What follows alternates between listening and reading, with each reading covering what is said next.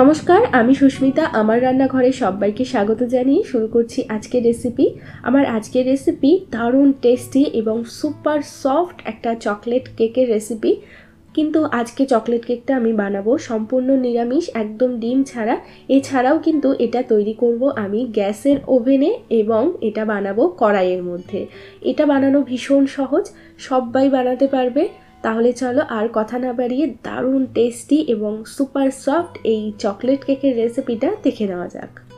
Chocolate cake বানানোর জন্য আমি সবার প্রথমে যেটা করব সেটা হচ্ছে আমাদের যে কড়াইটার মধ্যে আমি চকলেট কেকটা তৈরি করব সেই কড়াইটাকে প্রিহিট করে নিতে হবে। তার জন্য আমি এখানে 10 মিনিটের জন্য কড়াইটাকে প্রিহিট করে নেব। কড়াইয়ের মধ্যে এরকম একটা স্ট্যান্ড লাগিয়ে রেখেছি। এবার এটাকে ঢাকা লাগিয়ে আমি মোটামুটি 10 মিনিটের জন্য মিডিয়াম ফ্লেমে রেখে দেবো। এবার যেটা করতে হবে সেটা হচ্ছে যেই পাত্রে কেকটা আমরা তৈরি করব সেই পাত্রটাকে আমাদের রেডি করে নিতে হবে। তো এখানে আমি একটা কেকের পাত্র নিয়ে নিয়েছি, এরকম একটা সিলভারের আমি কেক টিন নিয়ে নিয়েছি। চাইলে কিন্তু যে কোনো সিলভারের বা স্টিলের বাসনেও তোমরা এই কেকটা তৈরি করতে পারো। এর মধ্যে আমি একটু বাটার দিয়ে খুব ভালো করে বাটারটাকে ব্রাশ করে নেব। বাটারটাকে ভালো করে ব্রাশ করে নেওয়ার পর এবার আমি এর মধ্যে দিয়ে দিচ্ছি একটুখানি আটা বা ময়দা, এখানে তোমরা দিতে পারো। দিয়ে খুব ভালো করে এই আটা বা ময়দাটাকে একটু গ্রিস করে নিতে হবে, লাগিয়ে নিতে হবে ভালো করে। এতে করে কেকটা কিন্তু ভীষণ ইজিলি বেরিয়ে আসবে এবং তলায় লেগে যাবে না। যাদের কাছে বাটার পেপার নেই তারা কিন্তু এই পদ্ধতিটা ফলো করতে পারো। আর এক্সট্রা যে আটা বা ময়দাটা থাকবে সেটাকে আমাদের ফেলে দিতে হবে।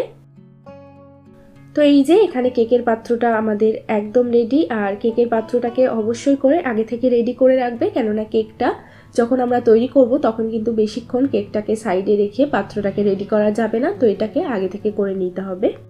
তো এবার আমি কেকের ব্যাটারটা বানানোর জন্য এখানে আমি একটা বড় মিক্সিং বোল নিয়ে নিয়েছি।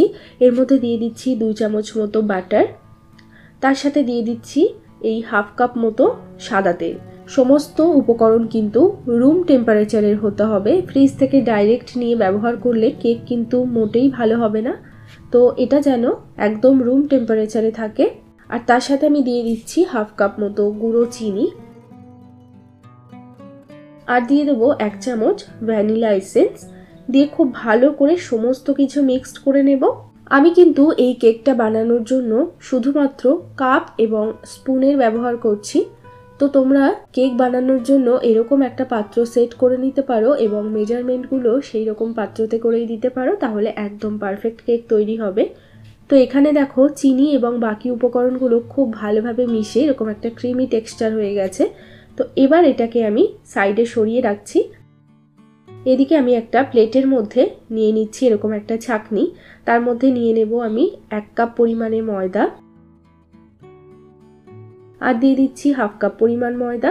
টোটাল আমি 1.5 কাপ পরিমাণ ময়দা এখানে দিয়ে দিলাম। তার সাথে দিয়ে দিচ্ছি হাফ কাপ পরিমাণ কোকো পাউডার। এবার দিয়ে দেব 1 চামচ পরিমাণ বেকিং পাউডার, হাফ চামচ পরিমাণ বেকিং সোডা। দেওয়ার পরে সমস্ত কিছু খুব ভালো করে একবার চেলে নেব।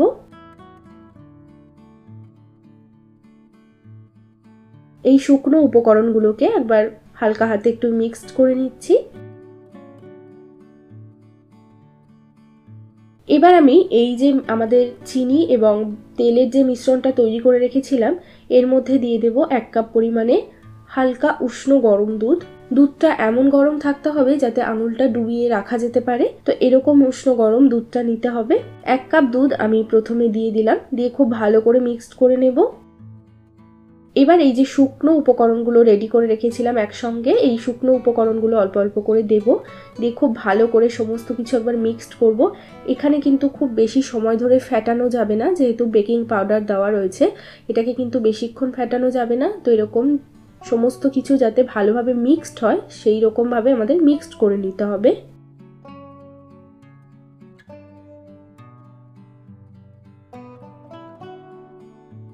এখানে আমাদের ব্যাটারটা অনেকটা ঠিক রয়েছে। এখানে আমি আরো হাফ কাপ দুধ নিয়ে নিয়েছি আর দুধটা দিয়ে দেব। কিছুটা দুধ এখানে আমি রেখে দিয়েছি 1 টেবিল চামচ মতো, বাকি দুধটা দিয়ে দিয়েছি। আবারও খুব ভালো করে মিক্সড করতে থাকবো। বাকি যে দুধটা রেখে দিয়েছিলাম সেটাও আমি এখন অ্যাড করে দিচ্ছি, কেননা ব্যাটারটা এখনো অনেকটা গাঢ় রয়েছে। দিয়ে আবারও খুব ভালো করে মিশিয়ে নেব।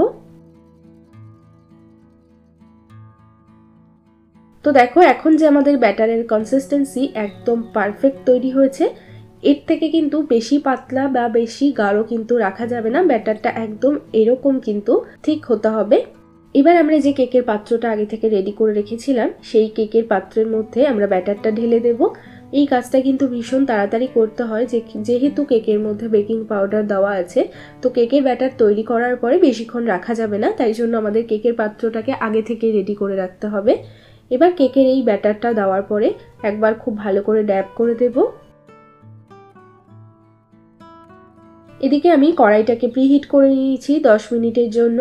এবার আমি এই কেকের পাত্রটাকে এর মধ্যে বসিয়ে আবারও ঢাকা লাগিয়ে 30 থেকে 35 মিনিটের জন্য একদম লো আঁচে রেখে দেব।